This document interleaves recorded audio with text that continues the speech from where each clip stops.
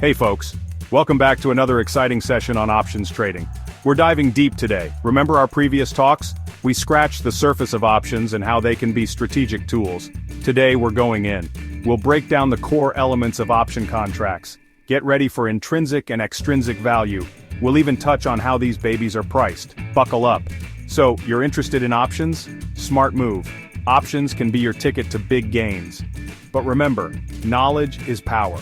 Before you jump in, you gotta understand the game. That's what we're here for. We'll give you the tools you need to trade options like a pro. Options are powerful, but they can be confusing. We're here to clear the fog. By the end of this, you'll be speaking options lingo with confidence. Ready to unlock the potential of options trading? Let's dive in. Alright, let's break down an option contract. Think of it like a car. You've got your engine, your wheels, your chassis. Options have key parts too. First up, the underlying asset. This is what the option is tied to. Think stocks like Apple or Tesla. Could be an index like the S&P 500, even gold or oil.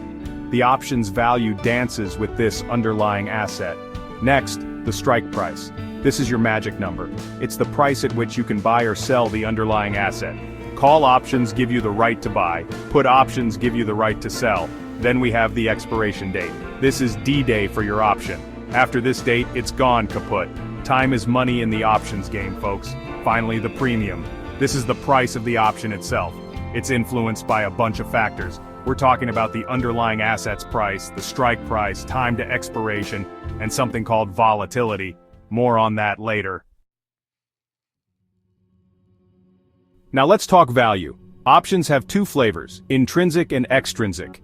Intrinsic value is the option's inherent worth. It's the profit you'd make if you exercise the option right now.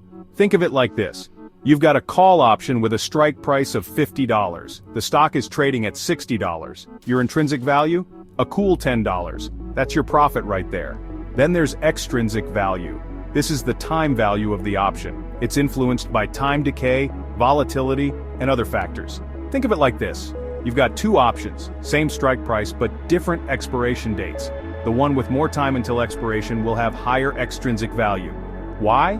Because there's more time for the underlying asset to move in your favor. More time, more potential profit. That's extrinsic value in a nutshell. Section 4. Option pricing models and practical examples. Now, how do we put a price tag on these options? Well, there are models for that. One of the most famous is the Black-Scholes model. It's a mouthful, I know. But it's basically a formula that takes into account all those factors we talked about. The Black-Scholes model isn't perfect, but it's a good starting point. It gives you a ballpark figure for what an option should be worth.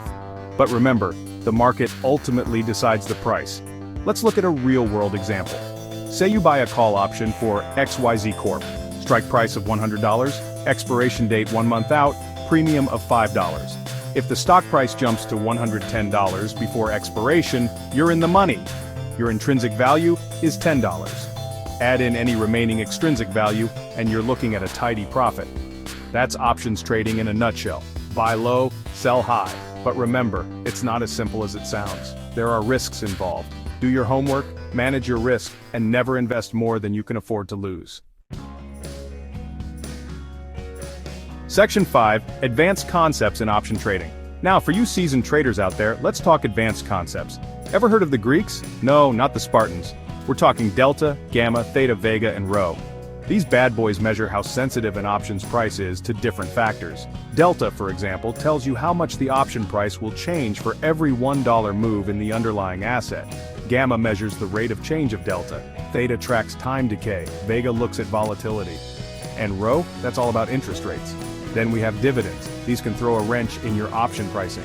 Expected dividends can lower call option prices and boost put option prices.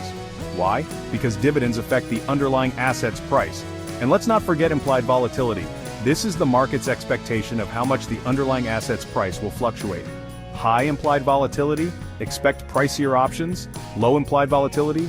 Cheaper options. There you have it, folks.